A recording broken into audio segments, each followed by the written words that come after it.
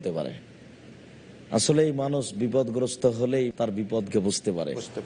জি, তারা যে কি বিপদে পড়েছিলেন তা আসলে বিপদগ্রস্ত ছাড়া মানুষকে বোঝানো যাবে না। তো এখন তারা আপোষে বলা বলি করতে লাগলো যে আমাদের তো এটা শক্তি সাধ্যের বাইরে, আমরা তো এখান থেকে বের হতে পারবো না, তাহলে আমাদের করণীয় কি? তারা পরস্পরে বলা বলি করতে করতে তারা একটা সিদ্ধান্তে উপনীত হলো যে তাহলে এক কাজ করা যাক, আমরা নিজের নিজের কর্মকে আল্লাহর সামনে পেশ করি, প্রার্থনা করি। জি, ওখানে বলা হলো যে অঞ্জুর আমালান আমেল তোমহ সালেহাতান লিল্লাহ, একবারে আল্লাহকে সন্তুষ্ট করার জন্য সৎ আমল করেছো, এরকম আমল পেশ করো। এরকম আমল সামনে পেশ করে আজকে আল্লাহর কাছ থেকে এই বিপদ থেকে বাঁচার দোয়া করো। এবং তারা সিদ্ধান্ত নিল যে এই আমল পেশ করে আল্লাহর কাছে প্রার্থনা করো যে আল্লাহ তুমি আমাদেরকে বাঁচাও। আপনার কাছে আসবো ইনশাল্লাহ, যে এই আমলের খতিয়ানে যদি শেখ আপনি পেশকৃত আমলগুলো কি ছিল জি, সামনে পেশ করেন। আলহামদুলিল্লাহ, ওয়াসসালাতু ওয়াসসালামু আলা রাসূলিল্লাহ, আম্মা বা'দ। তারা তিনজন যখন দেখলেন তারা যে গর্তের ভিতরে, বাইরের সাথে যোগাযোগ সম্পূর্ণ ছিন্ন, কোনো যোগাযোগ নেই। বর্তমান তো অত্যাধুনিক ব্যবস্থা রয়েছে, বাইরে দেখা না গেলেও ভিতর থেকে মোবাইল দিয়ে বাইরে মানুষকে ডেকে নিতে পারি, কিন্তু সেই সময় তাদের কাছে মোবাইলও ছিল না, অন্য কোনো মাধ্যমও ছিল না। তাদের একটাই বল ছিল, শক্তি ছিল, যে আমরা আল্লাহকে বিশ্বাস করি, আল্লাহ আমাদেরকে এখান থেকে এটাই ছিল তাদের সবচেয়ে বড় শক্তি। প্রকৃতপক্ষে এটাই হলো সবচেয়ে বড় শক্তি। আল্লাহ যদি না বাঁচান তাহলে মোবাইল দিয়েও বাঁচার সুযোগ হবে না। আল্লাহ যদি না রক্ষা করেন, হায়াত যদি না রাখেন, তাহলে যতই ব্যবস্থা নেই, যতই পন্থা অবলম্বন করি, বাঁচার সুযোগ হবে না। তো তারা তিনজন পরামর্শ করলেন যে আমাদের জীবনে এমন কাজগুলি এখানে উল্লেখ করব, আর সেই কাজের ওসিলায় আল্লাহর কাছে আমরা দোয়া করব যেন আল্লাহ আমাদেরকে এই বিপদ থেকে মুক্তি দান করেন। প্রথমে একজন বললেন যে আমার বউ বাচ্চা ছিল এবং আমার বৃদ্ধ পিতামাতাও ছিলেন, তা আমার একনিষ্ঠভাবে আল্লাহকে খুশি করার জন্য কাজটি হলো এই, আল্লাহর নির্দেশে পিতামাতার সাথে আমি সবসময় সদ্ব্যবহারই করতাম। আমার সাধারণ নিয়ম ছিল আমি ছাগল ভেড়া চড়াতাম, সারাদিন চড়ানোর পর রাত্রে ফিরে এসে দুধ দহন করে আগে বাবা মাকে খাওয়াতাম, তারপর বউ বাচ্চা তাদেরকে খাওয়াতাম। বাবা মার প্রতি আমার এই শ্রদ্ধা ছিল। তা একদিন ছাগল এক জায়গা থেকে আরেক জায়গায় চলতে চলতে বহুদূর চলে যায়, ফিরতে অনেক রাত হয়ে যায়, চারণভূমিতে অনেক দূরে চলে যায়, ফিরতে অনেক রাত হয়ে যায়। ঠিক নিয়মিত আমি সেই নিয়মেই ফিরে দুধ দহন করলাম, দেখলাম বাবা মা তারা দুজনেই ঘুমিয়ে গেছে। দুধ দহন করে পিয়াল নিয়ে এসে দেখছি যে বাবা মা ঘুমিয়ে গেছে, অথচ পায়ের কাছে ছোট বাচ্চারা তারা কান্নাকাটি করছে ক্ষুধার জ্বালায়। সেই ব্যক্তি মনে করলেন যে প্রতিদিন আমি আমার বাবা মাকে আগে খাওয়াই, তারপর অন্যকে দিই, আজকে আমি বাবা মাকে বাদ দিয়ে আমার বাচ্চা বা তাকে দিতে পারি না। বাবা মার জন্য দুধের বাটি নিয়ে, পাত্র নিয়ে মাথার কাছে তিনি দাঁড়িয়ে থাকলেন দীর্ঘ পর্যন্ত, বাবা মাকেই আগে খাওয়াবেন তাই করলেন। বেচারা জাগানোটাও তিনি ভালো মনে করলেন না, সেভাবেই থাকলেন। বেচারা বললেন যে হে আল্লাহ, বাবা মাকে এই শ্রদ্ধা করেছি, বাবা মাকে তাদের জন্য এই অবদান রেখেছি, এটা শুধু আপনাকে খুশি করার জন্য। অতএব আমার এই ভালো আমলটিকে অতএব আমার এই ভালো আমলটিকে কবুল করে নিয়ে এই বিপদ থেকে আমাদের মুক্তির পথ খুলে দিন। আল্লাহ সুবহানাহু ওয়া তাআলা তার এই সৎ আমলের ওসিলায় দোয়াটিকে কবুল করলেন। কবুল করেই সেই পাহাড়ের মুখ কিছুটা দেখার মতো, বাইরের আকাশ দেখা যাচ্ছে এমন পাথরকে একটু সরাই দিলেন, শুকরিয়া, জাযাকাল্লাহ শেখ। আবারও আসবো আপনার কাছে দ্বিতীয় ব্যক্তির কথাটা যদি শেখ আলহামদুলিল্লাহ, তিনজনের দ্বিতীয় জনের আমল। তিনজনের দ্বিতীয় জন বলল যে আল্লাহ, আমার একজন চাচাতো বোন ছিল, আমি তাকে ভালোবাসতাম। আসাদ্দু মাহিবুর রাজুলুন নেসা, মানুষ যেভাবে নারীকে ভালোবাসে তার চেয়ে অনেক অনেক বেশি আমার ভালোবাসা ছিল তার উপরে। তো ভালোবাসার ভিত্তিতে ফাতালাব্দু নাফসাহা, আমি তার সাথে অন্যায় করতে চাইলাম, যেটা নারীকে ভালোবাসার যেটা সাধারণত শেষ ফল দাঁড়ায়। তো আমি তাকে খুব ভালোবাসতাম, পুরুষ যেভাবে ভালোবাসে নারীকে। তারপর আমি তার সাথে অন্যায় করতে চাইলাম, কিন্তু সে আমার এই দাবিকে অস্বীকার করলো। সে নাকচ করে বলল, তুমি যদি এখানে আমার কাছে 100 স্বর্ণ মুদ্রা দিতে পারো, তাহলে আমি তোমার এই দাবির সাথে পূরণ করব, তুমি যেটা আমার সামনে পেশ করেছো। তো এই লোক বলছে যে আমি খুব পরিশ্রম করে টাকা জমা করে তার কাছে চলে আসলাম। আমি টাকা তার সামনে পেশ করলাম, খালাকি দোবেহা, সে টাকা আমি তার সামনে পেশ করলাম।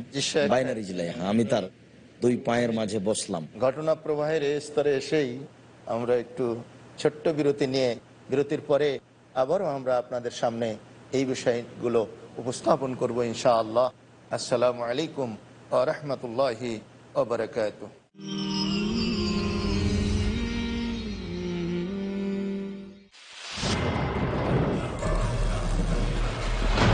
যে কোনো সময়, যে কোনো জায়গায়, জানতে অজান্তে, ছোট বড় ভুল হতে পারে।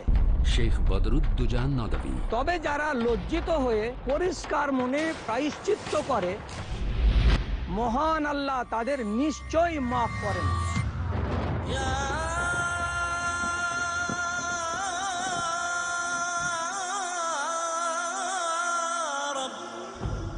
কি করে খাঁটি তওবা জান্নাতের দরজা খুলে দেই তা জানতে হলে দেখুন তওবা ও ইস্তেগফার, শুধু পিস টিভি বাংলায়। তওবা ও ইস্তিগফার প্রতি শনিবার সন্ধ্যা 5:30টায় বা পুনঃ সম্প্রচার রাত 3:30 বাংলাদেশে পিস টিভি বাংলায়। দ্বিধা, দ্বন্দ্ব, মূল্যবোধের অভাব, প্রকৃত বিশ্বাসের অভাব, অসচেতন জীবনযাপন, ধর্মকে ভুলভাবে তুলে ধরা, ধর্মীয় গ্রন্থের পরিবর্তন এবং সংস্করণ যথাযথ তথ্য পেতে সকল ক্ষেত্রে আমি সংগ্রাম করছি সত্য প্রকাশ করতে, কারণ এটা যারা আপনার অধিকার আর আমার দায়িত্ব সত্যটা বলা। দেখুন সত্য উন্মোচন, পরবর্তী অনুষ্ঠান পিস টিভি বাংলায়।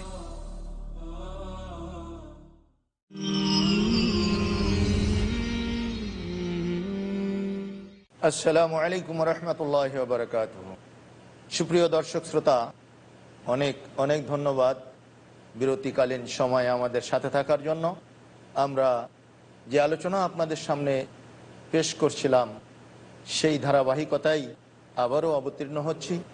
হাদিসের কাহিনী এর আলোকে আমরা উপস্থাপন করছিলাম আপনাদের সামনে আমাদের বিজ্ঞ আলোচক মণ্ডলীর মাধ্যমে যে বনী ইসরাইলের সেই 3 জন বিপদগ্রস্ত ব্যক্তির কাহিনী।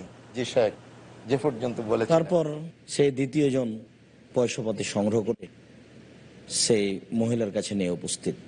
যেহেতু কথা ওইভাবে হয়ে আছে, সে বলছে যে আমি তার 2 পায়ের মাঝে বসলাম এ অন্যায় অশ্লীল কাজ করার জন্য। যখন আমি বসলাম তখন আমাকে বলছে যে ইয়াবদাল্লাহ ইত্তাকিল্লাহ, হে আল্লাহর বান্দা, তুমি আল্লাহকে ভয় করো, আল্লাহকে ভয় করো। ওয়ালা তাফতাহিল খাতাম, আর আমি যে সতী নারী, তুমি আমাকে অসতী প্রমাণ করো না। তুমি আমার সাথে যদি এই কাজে লিপ্ত হও, তাহলে আমাদের যেটা নারী হিসেবে সতীত্ব আছে, আমার যে একটা কুমারিত্ব আছে, এটা আমার ধ্বংস হয়ে যাবে। তুমি এটা করো না, তুমি আল্লাহকে ভয় করো। ও বলছে যেমন এই কথা বললো, আমি ওখান থেকে উঠে গেছি, আমি তার এই কাজ থেকে আমি উঠে গেছি। ফাইন কুনতা তাআলাম, তুমি যদি মনে করো যে আন্নি ফালতু দালিকা ইবতিগালে ওয়াজহিকা, আমি এই কাজটা করেছি একমাত্র তোমাকে সন্তুষ্ট করার জন্য, তাহলে ফাফারিজ লানা, আজকে তুমি আমাদেরকে বিপদ থেকে মুক্ত করো। যখন এই কথাটি সে বলল, আল্লাহ তাআলা কিছু অংশ ওই গর্ত থেকে পাথরকে সরিয়ে দিলেন, যাতে করে তারা আকাশ দেখতে পেল। আলোচনা আপনারা করার জন্য ধন্যবাদ। আমরা শায়খ মাদানির কাছে যাব। তৃতীয় ব্যক্তির পরিণতিটা কি হলো, যদি আপনি। তৃতীয় ব্যক্তি যেটি ছিলেন সেখানে, তিনিও তার জীবনে এমন একটি কাজ স্মরণ করলেন যেটি শুধু আল্লাহ সুবহানাহু ওয়া তাআলাকে ভয় করেই করেছে। আল্লাহকে খুশি করার জন্যই তিনি করেছেন। তিনি বললেন, আমি একজন কর্মচারী নিয়োগ দিয়েছিলাম, তো কর্মচারী নিয়োগ দিলে বেচারা সারাদিন কাজ করে, দিনের শেষে কোনো কারণেই যেভাবেই হোক না কেন তার পারিশ্রমিক না নিয়ে চলে যায়। চলে গেল। আমি তার সামনে পারিশ্রমিক পেশ করলাম, কিন্তু ও নিল না না, চলে নিয়ে গেল। সে চলে যায়। চলে গেলে আমি চিন্তা করলাম, এটা তার অধিকার, তার অধিকার। তার হক, এটি আমি কখনো নষ্ট করতে পারি না। এই মনে করে তার এই অধিকার, তার সেই পারিশ্রমিক দিয়ে আমি ছাগল, ভেড়া বা ইত্যাদি পশু ক্রয় করে আমি রাখলাম। রেখে সেটাকে আমি আমার নিজ দায়িত্বে পালন করলাম, বাড়াতে থাকলাম। দিন দিন দেখা গেল অনেকগুলি হয়ে গেল। হঠাৎ এই মুহূর্তে সেই ব্যক্তি আবার আমার কাছে আসলেন, আসে বললেন যে আপনি আমার প্রতি জুলুম করবেন না, আপনার কাছে আমি শ্রম দিয়েছি, দিন মজুর দিয়েছি, আমার পারিশ্রমিক বাকি রয়েছে, আল্লাহকে ভয় করে আপনি আমার পারিশ্রমিক দিয়ে দিন। সে ব্যক্তি বললেন যে আপনার পারিশ্রমিক আমি কখনো নষ্ট করতে পারি না। এই সব বিশাল যেগুলি ছাগল, ভেড়া, গরু দেখতেছেন, মাঠ ভরা, এই সবগুলি রাখাল সহ সবকিছু সহই এটি হলো আপনার পারিশ্রমিক, আপনি নিয়ে যান। সে ব্যক্তি বললেন যে আপনি আমার সাথে ঠাট্টা করতেছেন, আপনি আমার সাথে ঠাট্টা বিদ্রোহ, হাসি তামাশা করতেছেন। আমি একদিন পরিশ্রম করেছি, আপনার কাছে কাজ করেছি, এর পারিশ্রমিক তো এত কিছু হতে পারে না, অতএব আপনি ঠাট্টা করবেন না, এভাবে মজাক করিয়েন না, এভাবে ঠাট্টা বিদ্রুপ করবেন না। এগুলো সেই ব্যক্তি বললেন যে সেটুকু দেন। ব্যক্তি তখন খুলে বললেন যে বিষয়টা হলো এই, এভাবেই বৃদ্ধি হয়েছে, সুতরাং এটা হলো সব আপনারই, আমার কিছু নেই। এরপরে এভাবে তাকে দেওয়ার পরেই আল্লাহর কাছে দোয়া করলেন, সব নিয়ে চলে গেল। আল্লাহ জি, সেই ব্যক্তি আল্লাহর কাছে দোয়া করলেন, হে আল্লাহ, আমি ইচ্ছা করলে তাকে না দিতেও পারতাম, অথবা তাকে যতটুকু শুধু তার একদিনের পরিশ্রম, আমি চাইলে প্রথম দিনের যে নির্ধারিত পরিশ্রম সেটি দিয়ে নাও দিতে পারতাম, কিন্তু আমি তাকে দিয়েছি শুধু আপনাকে খুশি করার জন্য। অতএব হে আল্লাহ, আমার এই একান্তে একনিষ্ঠ ভাবে এই কাজটি কবুল করে আমাদেরকে এই বিপদ থেকে রক্ষা করুন, বিপদ থেকে উদ্ধার করুন। আল্লাহ সুবহানাহু ওয়া তাআলার সাথে সাথে তার দোয়া কবুল করে যেটুকু বাকি ছিল সেটুকু রাস্তা খুলে দিলেন, একেবারে তাদের বের হওয়ার মতো মুক্ত করে দিলেন। সুবহানাল্লাহ। অনেক ধন্যবাদ মনোজ্ঞ উপস্থাপনায় এই বিষয়গুলোকে আপনারা দর্শক শ্রোতাদের সামনে তুলে ধরলেন। তাহলে এই হাদিসের আলোকে আমরা কি শিক্ষা লাভ করতে পারি, এটা একটু আলহামদুলিল্লাহ, এই হাদিসের তো অনেক শিক্ষণীয় আছে, যেগুলো আমাদের জন্য পালনীয়, একান্ত জরুরি। তার আমরা যে অংশটুকু, শেষের অংশ, সেটুকু আগে পেশ করতে চাচ্ছি। সেটুকু হচ্ছে আল্লাহ ভীতি। আল্লাহ ভীতি, জি। তার মানে ওখানে একটা বাক্য আছে যে আমি এই কাজটা করেছি রাজা রাহমাতিকা খাসিয়াতা আযাবিকা, তোমার রহমতের আশায় আর তোমার শাস্তির ভয়ে। যে আল্লাহ ভীতি, আমি একেবারে তোমার ভয়েই এই কাজটা করেছি, অন্য কোনো কারণ ছিল না, অন্য কোনো আমার কারণ ছিল না, আর তোমার রহমতের আশাই করেছি, অতএব তুমি আমাদেরকে বাঁচিয়ে দাও। এখানে এ হাদিসে যেটা প্রথমত লক্ষণীয়, সেটা হচ্ছে আল্লাহ ভীতি। দ্বিতীয় হচ্ছে যে আল্লাহ ভরসা। মানুষ যদি আল্লাহর উপরে ভরসা করে কোনো কাজ করে, একেবারে একনিষ্ঠ হয়ে, একমুখী হয়ে, এইভাবে পেশ করে যে এই ছাড়া আমার কোনো বাঁচার পথই নেই। আসলে আল্লাহ বলে দিচ্ছেন, কেউ যদি আল্লাহকে ভয় করে কোনো কাজ, কোনো পদক্ষেপ নেয়, তা আল্লাহ তার বাঁচার পথ করে দিবেন। এই ঘটনা তার একটা জাজল্য প্রমাণ, জাজল্যমানের একটি প্রমাণ যে আল্লাহর উপরে ভরসা করে যখন তারা এটা বলল, তখন আল্লাহ তাআলা তাদেরকে রক্ষা করলেন। আরো যেটা জরুরি প্রমাণ হয় সেটা হচ্ছে ওয়াসিলা। আজকে তো একটা বিদাতি শিরকি পদ বের হয়েছে, সেটা হচ্ছে পীর সাহেব ওসিলা। হ্যাঁ, সেটা হচ্ছে একেবারে নিম্ন শ্রেণীর মানুষ ওসিলা। যেমন অমুসলিমদের আপনার ওই মূর্তি আছে ওসিলা, তেমন এক শ্রেণীর মানুষের ওসিলা হয়ে গেছে পীর সাহেব, বাবার ওসিলা, খাজা বাবার ওসিলা। এসবগুলো নেহায়াত অন্যায়। রাসূল সাল্লাল্লাহু আলাইহি ওয়াসাল্লামের ইন্তেকালের পরে তারও ওসিলায় সাহাবীগণ কোনো কিছু চাননি। জি, এই হাদিস থেকে স্পষ্টভাবে প্রমাণিত হয় যে মানুষ বিপদগ্রস্ত হলে তার একটা সৎ আমলকে ওসিলা হিসাবে আল্লাহর দরবারে পেশ করে সে বিপদ থেকে বাঁচার বিষয়টি আল্লাহর কাছে পেশ বললেন করতে পারে। ওয়াবতাগু ইলাইহিল ওয়াসিলা। জি, জি, তোমরা যে শেখ মাদানী এ সম্পর্কে আপনি একটু বলুন তাহলে। জি, আল্লাহ সুবহানাহু ওয়া তাআলা বললেন, ইয়া আইয়ুহাল্লাযীনা আমানুত্তাকুল্লাহা ওয়াবতাগু ইলাইহিল ওয়াসিলা। হে ঈমানদারেরা, তোমরা আল্লাহকে ভয় করো এবং আল্লাহর কাছে ওয়াবতাগু ইলাইহি আল ওয়াসিলা, ওয়াসিলা অবলম্বন করো। কোনো সন্দেহ নেই এখানে ওয়াসিলা দ্বারা উদ্দেশ্য হলো মাধ্যম। তবে মাধ্যম সেটা কি? কোনো ব্যক্তি না, মাধ্যম হলো নিজের ভালো ইবাদত, আল্লাহ সুবহানাহু ওয়া তাআলার আনুগত্য, আল্লাহর ইবাদত করা, এটাই হচ্ছে মাধ্যম। অর্থাৎ আল্লাহর ইবাদত করে সেই মাধ্যম অবলম্বন করে আল্লাহর কাছে চাওয়া, তাহলে আল্লাহ সুবহানাহু ওয়া তাআলা কবুল করেন। এখানে ওসিলা, এই হাদিস আমাদেরকে শিক্ষা দিচ্ছে মানুষ তার নিজের জীবনে খালেস ভাবে আল্লাহ সুবহানাহু ওয়া তাআলার জন্য যে আমলটি করবে, এটা হলো তার সবচেয়ে বড় ওসিলা। অবশ্যই। আর আমি যদি কিছু না করতে পারি, পীর সাহেবের কাছে যদি লাখ লাখ কোটি কোটি টাকাও দিয়ে আসি, ওই পীর সাহেবের ওসিলা চাই, সেটি কোনোদিন মুক্তির কোনো পথ হতে পারে না, বরং এটাই হয়ে যেতে পারে একটা আমার মুক্তির অন্তরায়, মুক্তির একটা বাধা বিঘ্নতা, এটাই সৃষ্টি হয়ে যেতে পারে। আমরা আবারও আসবো আপনার কাছে প্রয়োজনে। শেখ, আপনার কাছে যেটা বলতে চাইবো, জি, যে আজানের পরে মুহাম্মদ সাল্লাল্লাহু আলাইহি ওয়াসাল্লামের ব্যাপারে আমরা বলে থাকি, নবীজির ব্যাপারে দোয়া করতে গিয়ে আতে মুহাম্মাদানিল ওয়াসিলাতা ওয়াল ফাদিলা। এখানে ওসিলা মানে কি নবীজিকে একটা পীর সাহেব দান করতে বলা হচ্ছে না? এই জন্য আপনার কথাটি অবশ্য আমরা ওখানে আরো গুরুত্বপূর্ণ কথা আছে, তো এই কথাটি যখন আপনি বললেন, এখানে ওসিলা মানে মর্যাদা, সম্মানজনক স্থান, যে তোমরা আমার জন্য ওসিলা মানে ওই সম্মানজনক মর্যাদাটা আল্লাহর কাছে চাও। হ্যাঁ, তিনি বিশ্বাসী, তিনি বলেছেন যে আমি আশাবাদী সেই জায়গাটা পাবো। এটা ওসিলা ভিন্ন অর্থ, পাবো, এটা ভিন্ন অর্থ, এটা সেই ওসিলা নয়। জি, এটা সেই ওসিলা নয়, এই ওসিলা হলো সম্মান, মর্যাদা। তো শুকরিয়া, জাযাকাল্লাহ খায়ের, ওটা আল্লাহ রাসূল বলেছেন। সেই হাদিস থেকে কিন্তু আরেকটি গুরুত্বপূর্ণ বিষয় পাওয়া যায়। আমি ওটা বলতে যাচ্ছি যে এখানে আরেকটা যেটা গুরুত্বপূর্ণ বিষয় আমরা পেশ করতে চাচ্ছি, সেটা হচ্ছে পিতামাতার সেবা। পিতামাতাকে মূল্যায়ন করার বিষয়টি, কেউ যদি পিতামাতাকে মূল্যায়ন করা দেখতে চায়, তাহলে এই হাদিস একেবারে দৃষ্টি রেখে দেখতে পারে, যে দৃষ্টি রেখে দেখতে পারে যে একটা মানুষের পায়ের নিচে ছোট ছোট বাচ্চা চিৎকার করবে আর সকাল পর্যন্ত কাঁদতে থাকবে, এরপরেও সে বাচ্চার মুখে খাদ্য না দিয়ে পিতামাতাকে আগে দিবে, এই জন্য অপেক্ষা করবে।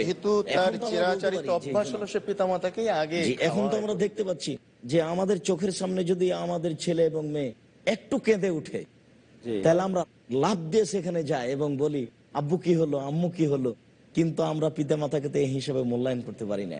আসলেই কি বলি, মানুষ যদি পিতামাতার সেবা মৌলিক ভাবে কেউ দেখতে চায়, তাহলে এই হাদিসটিকে এখানে এই হাদিসে কিন্তু আরেকটি গুরুত্বপূর্ণ শিক্ষা আমাদেরকে দিয়ে যায়, সেটি হলো যেই আমল আমাদের জীবনে, যেই কাজটি ইসলামের শরীয়তসম্মত কাজটি শুধু আল্লাহ সুবহানাহু ওয়া তাআলাকে খুশি করার উদ্দেশ্যেই করব, তাহলে এর প্রতিদান দুনিয়াতেও পাওয়া যাবে এবং আখিরাতেও পাওয়া যাবে। আর এই আমলটি আল্লাহ সুবহানাহু ওয়া তাআলা কবুল করে থাকেন। নেক আমলের ক্ষেত্রে আল্লাহ কবুল করে থাকেন। এই কথাতে আমাদের আমলে এই বিষয়টি মনে রাখতে বলতে পারি, বিশেষ করে যারা আমরা বলতে চাচ্ছি মুসলিম পুরুষ ও নারী যারা অবৈধ সম্পর্কে জড়িয়ে গেছে বা জড়িয়ে যাচ্ছে, বিশেষ করে পৃথিবীর যুবক যুবতী, বিশেষ করে মুসলিম নারী পুরুষ যারা অবৈধ সম্পর্কে জড়িয়ে যাচ্ছে, আমরা তাদেরকে এই গুরুত্বপূর্ণ বিবরণটি পেশ করে বলতে চাচ্ছি যে আপনারাও যদি আজ থেকে আল্লাহকে ভয় করে সম্পর্ক ছিন্ন করতে পারেন, আল্লাহকে ভয় করে, তাহলে ইনশাআল্লাহ আপনারা দুনিয়ার যে কোনো বিপদ থেকে বেঁচে যান। শুকরিয়া, জাযাকাল্লাহ। আপনারা আপনাদের অন্যায়কে বন্ধ করুন, আল্লাহর উপরে ভরসা করুন, ইনশাআল্লাহ বেঁচে যাবেন দুনিয়ার যে কোনো বিপদ থেকে। এই কথাটাই বলবো যে আসুন সব ধরনের পাপ পঙ্কিলতা থেকে আমরা একমাত্র আল্লাহ সুবহানাহু তাআলাকে ভয় করে ফিরে আসি। যদি একমাত্র আল্লাহকে খুশি করার জন্য সব পাপ পঙ্কিলতা থেকে আমরা ফিরে আসতে পারি, তাহলে এই তিনজন ব্যক্তি যেমন মদত পুষ্ট হলেন, গায়েবী মদত, আল্লাহর সহযোগিতা, আমরাও ইনশাআল্লাহ আমাদের সার্বিক জীবনে এরকম গায়েবী মদত বা আল্লাহ পাকের সহযোগিতা পাবো। আসুন আমরা সেই প্রত্যাশায় আমাদের কর্মজীবনকে আমরা আল্লাহ ভীরুতা দিয়ে সুসজ্জিত করি। আল্লাহ আমাদেরকে তৌফিক দান করুন। আমিন। আকুলু কাওলি হাদা আস্তাগফিরুল্লাহ লি ওয়া লাকুম ওয়া লিসাইরিল মুসলিমিন আসসালামু আলাইকুম ওয়া রাহমাতুল্লাহি ওয়া বারাকাতুহু।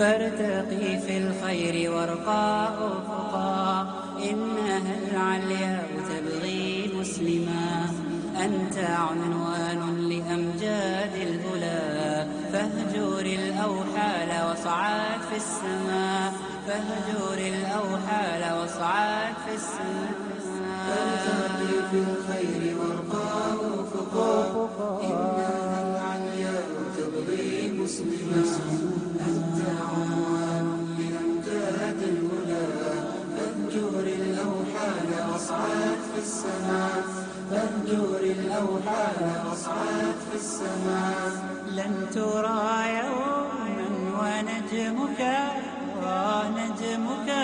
آفل فارفع الرايات وامضي